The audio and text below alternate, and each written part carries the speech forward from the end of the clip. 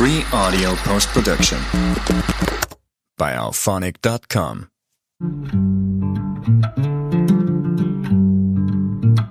Welcome to Take It from the Ironwoman. My name is Susanne Müller, your host and the Ironwoman. This podcast is about empowering yourself and others to make real changes in the world. You will hear from everyday, smart, sophisticated, hip people like you and me. Not everybody has to be an Ironwoman to impress the world. Together, we will learn from the sports and business leaders how you can become a more successful person as an entrepreneur or a leader. It's one step at a time, one day at a time. Take your steps now. Take your big steps now. Join me on this journey to success.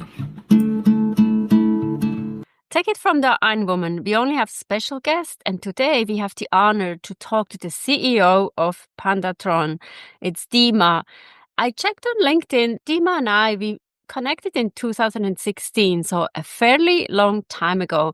I'm wondering why we connected. So maybe that is one of the questions. But Dima is an interesting person. He's the CEO of Pandatron, where we partner with Fortune 500 companies to transform the way change happens with AI, everything AI. And I'm interested in that. And we cannot wait. We cannot wait. We need to be part of this AI. But also, besides Ukrainian, a supporter of therapy, minimalist, writer on Medium, I'm interested in meta-modernism, we'll talk about that, and the work of Hansi Freinach, who live apparently in the Swiss mountains. So welcome, Dima. Give us a little glimpse into your life. Who are you? What do you do? And what can we learn from you? Yeah, honored to be here. We connected in 2016 because I was starting my first business back then, and you were already a big name in the space. And I think I was just like trying to reach out to anyone like who would be a potential partner or anything like that without knowing anything at all. I was very young back then. But in terms of a glimpse into my life and who I am, probably the defining characteristic would be that when I was 18, 19, I was part of this student organization called ISEC. Some people might have heard of it. It's one of the biggest student-run NGOs in the world in like 120 plus countries that develops leadership in young people. But besides that, they also run trainings because it's student-run. There's a huge turnover. And through those, some of them are just functional, but some of them are focused on personal development. And the one I attended really inspired me. I became so much more self-aware. Wow, this is like a superpower. Why aren't we having more of this in society? And so ever since then, for the past, 12 now years, I've been interested in the questions of self-awareness, personal development from a very scientific standpoint. Kind of, can we as humans grow and develop and mature? My sort of hypothesis is that sort of everything becomes quote unquote better when we do that. Our relationships become better. I think we can be better at work. I think the companies can be both more profitable, but also hopefully more ethical in what they do. And we can be sort of more mindful about who we are and how we behave in the world. I view this from a very like secular perspective, where I just think that we can, maybe some people have heard of the work of Robert Kegan, who sort of wrote that we are developing and growing as individuals morally, that ethically we can grow, that it's not a given how we are sort of. And so, yeah, that kind of defines me. And so with that in mind, that's why I'm interested in metamodernism, because it's the philosophy of how do we apply that to building society. That is why I started 3 businesses in the past 10 years, where one I sold that was related to this topic in some shape or form. And that's why I'm now working on Pandatron, which is effectively saying, okay, how can we use AI to increase the adaptiveness, if you will, of organizations, right? The boring word is change management. That's sort of like, how do we make business transformations less painful? Because it feels right now that you need some sort of crazy person like Elon Musk to come into the industry and say, I'm going to build electric cars. Can we have that happen without an Elon Musk, right? Can we have companies that actually reinvent themselves, that are like, okay, we need to have something more effective, or we need something that's more sustainable?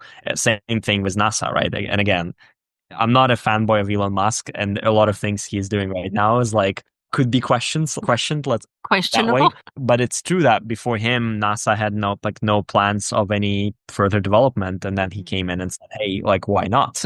But the question is, does it have to be from the outside? Or can we create that growth and sort of development from the inside where our institutions are not ossifying with time? And that's what we're trying to create, kind of creating this AI agent that can support people through business transformations and in a way, a little bit eating into McKinsey's of the world market of like strategy execution. When I'm listening to you, it almost comes like, obviously you talk about disruption, innovation, but it almost feels like there must be some humanity in what you want to create rather than just having all the systems. And I know you're an engineer. So how is that happening? When we think of engineers, left brain, but I've also had one person on the podcast and she says, no, we can be creative too. So in a way, be creative and be a human being, but still be a disruptor. And why not? This is the question. We need you. We need more people like you. To be completely honest, I think it's like the judgment is still sort of, what is it called? Like the jury is still out on this topic. My bet is that this is one of the most ethical uses of technology. And that is like, how can we use technology to help people grow and develop, right? Whether it is therapy, whether it is coaching. I think there's a view of like, okay, are you like dehumanizing it? It just increases access to everyone who've never had access to those tools before. And I think inherently it can be really good. Maybe it's a controversial opinion, but I do think that AI coaching or AI therapy could potentially be better than human coaching or human therapy. Give us some example. Well, it's basically just where it comes from is just the fact that like there's some big disadvantages right now with like the current way of so it's by far currently it's definitely like if you can get a $500 per hour coach, get one more than getting like a $10 coach, but which is AI. But like one thing is like, first of all, the scale is one big advantage. But besides that, at the organizational level, it's easier to deal with privacy, believe it or not, because you can actually encrypt things, you can anonymize them, and you can really look at the big picture, which kind of creates this really, some of you listeners might have heard of systemic coaching. So you can actually make it really systemic. And then when you coach people, you can actually give them several layers of context where, yes, there's short-term memory, there's memory about the topic, then there's a memory about like all the user history. But then you can also add like, let's say, context about the team and what they're going through, and then context about the company. And these things are like typically quite difficult with like individual coaches who just work one-on-one with the person and kind of look at them in isolation. Then you of course have the fact that it's always available and it can do a very short, like 5-minute session. We also see that right now already people trust it more than they would, or like the rapport, like the trust gets established way faster. The question, of course, is maybe the human to human trust might be higher quality, but here you do get it faster because it's like, it's not alive. So it doesn't judge you. So it's easier to open up for people.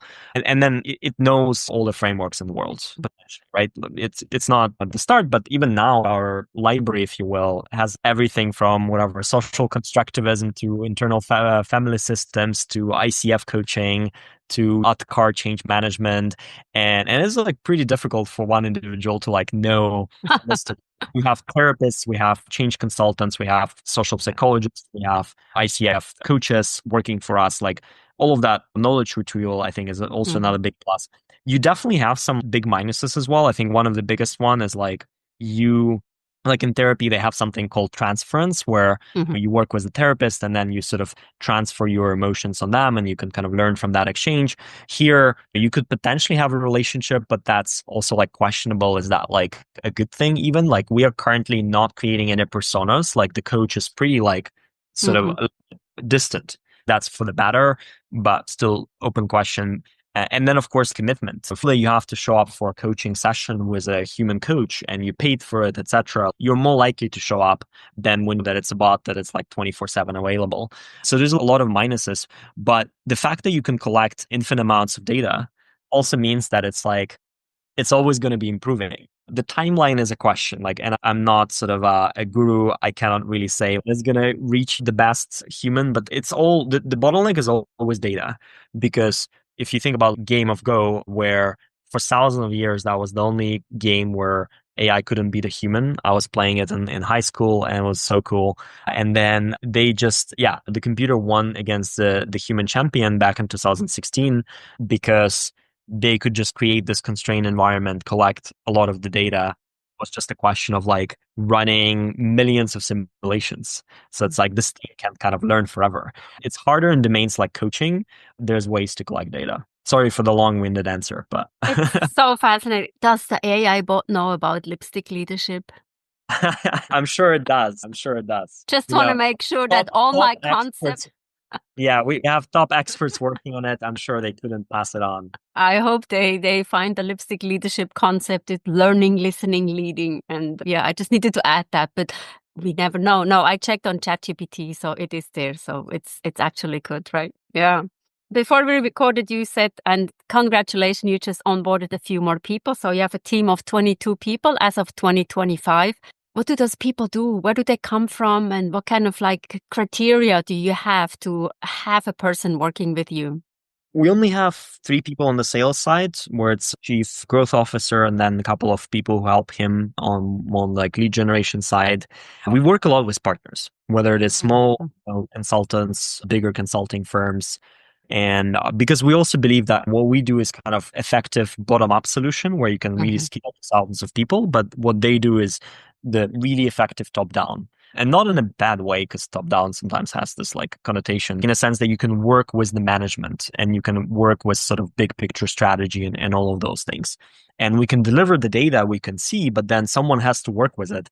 Otherwise, it's just a piece of paper still. So that's on the kind of sales side and marketing. And then we have most of the people are engineers or they are on kind of coaching operations, change management side. So as I mentioned, social psychologists, coaches, change consultants, therapists even, and it's probably half and half. So it's a very tight collaboration between those two groups because you do need engineers to build all that technology, but you need to understand what are you building and not lose humanity because, well, ChatGPT is great, but it's kind of an average function on the internet. Like it was trained on the data from the whole internet. It knows things, but it doesn't really have good judgment for like when to use what framework and why. And that's like all of that is what we are doing. In terms of like what we're looking for in people, always you're looking for talent. That's a no-brainer. We're looking for people who are like mission aligned, where we have this lofty vision that if you scale therapy, this kind of tools, that it's going to be a net positive for the world. The question you asked of how do you not lose humanity? We think about that all the time. We really think of ourselves more mission-oriented than like money-oriented. I would love to think that if we end up noticing that this is a net negative for society, that we just like turn it off and walk away and go do something else. Because like, what's the point if you're not helping? And then besides that, I think a lot of, we have quite a good camaraderie. People are very collaborative. We need a very tight collaboration between the revenue team that understands what the market needs with the kind of change consultants and therapists and coaches who understand what we actually can do, what we should do. Again, what is ethical, what's the best approach, and then engineers who help us understand what's feasible and trying to like bring all that together and ensure that the collaboration is very smooth. I love that. And is there some fun added into actually a the lot day? of fun. I think our chief growth officer is way too fun. He's from Puerto Rico. He starts dancing, always dancing, just no matter what is happening. Yeah, definitely a lot of fun. Whenever we have meetings, it's like we have the chat function usually in like Zoom and Google Meets, etc. online. So we usually have jokes running on the side. There's the main meeting where someone is talking and there's very serious things, and then there's very funny things on the side. Sometimes it gets a little distracting, but hopefully not too much. Oh, okay. I like that because we spend many hours on our serious job, so it also should be a little fun. Tell me about your fascination about Hansi Freinacht. Sounds like a cool person, but it's not really a person. It's a pen name, yes. It's imaginary name of an author. Two people who are like authors. I know one of them. Basically, the idea is if we accept that humans can grow and develop ethically, morally, and maturity, emotional intelligence, and all dimensions, then the question is, okay, would it be then fair to say that a better society is a society that has more mature individuals? And then if that is true, then how do we get there politically? How do we construct a government, sort of a support structure that brings more people towards that? Because currently it's not clear what is the goal. Like, is it GDP, just like more money? Like, what are we after? And that's actually like a beautiful goal, just like that we can all grow together and become better humans. It goes actually very practical. So first of all, it kind of goes through that whole like developmental theory, which is like a whole developmental psychology is a whole field of research. Mm-hmm. The first like book, The Listening Society, is kind of mostly going after that, kind of building scaffolding. And then the second book, The Nordic Ideology, has a bit more of a real like meat into, okay, how do we build a government that does something like that? It's very important. I think politics are very, in some way, I feel like still underappreciated, in the sense of, I think a lot of young people, they look at politics and they're like, oh, that's dirty stuff. They choose not to work there. Mm-hmm. And I think that's the reason why it stays dirty, because like everyone is like, okay, I don't want to get involved. Politics is one of like the big forces that shapes the society. So those are the books, The Listening Society and The Nordic Ideology, that I mentioned. Probably my most recommended book still to date. Okay, wonderful. And your t-shirt, it says, "The future is open." Tell us more about that. Honestly, this is just a merchandise t-shirts. I wrote that I'm minimalist, so I try not to buy too much stuff or not to throw away stuff needlessly and keep my possessions in check. But yeah, in San Francisco, where I live right now, there's a lot of events that have merchandise. And I felt that this was neutral enough. And also, it's actually recently it might sound ridiculous to a lot of people because I'm still relatively young, but upon turning 30, I actually already have some regrets in life. And then I got to the point where I read this one blog post that was showing how there are a lot of paths in life that you could have taken, but you haven't. And so they're already to you, they're in the past. And we tend to focus on that. We kind of tend to focus on that side of the picture. But then if you think about all the paths that are still open to you, there's a tremendous opportunity ahead of you. And so maybe it's worth instead focusing on that. Partly I got inspired by that. I think that's a good inspiration. And what do you do when you don't work? I swim, go to the gym. I listen to a lot of podcasts. I'm originally from Ukraine, so I'm addicted to frontline updates from Ukraine. They bring me some sort of emotional comfort, and just following all kinds of news around that. I read. A lot of like just spending time with friends and just getting to know new people. San Francisco is great in terms of that networking and a lot of interesting people that you can meet. Smart, creative, ambitious, weird sometimes, but in a good way. These are probably some of my top hobbies at the moment. Okay, that's cool. And what's next? Yeah, I think like the goal is I'm very passionate about what we're doing. So the goal is really, can we grow this into, and again, I don't think of things as replacement as say, because I don't think the world is that simple, but kind of like, can we complement at first to this like management consulting industry and sort of help with this huge problem of change management where like billions of dollars get wasted and companies kind of stagnate over time and struggle to adapt to the environment that tends to change faster and faster, it seems. So that's kind of like number one. And then as the price for AI, for technology kind of lowers, my hope is that we can then scale this to consumers as well and make this kind of more widely available, where I just think that currently coaching therapies, tools like that, I think they're quite luxury.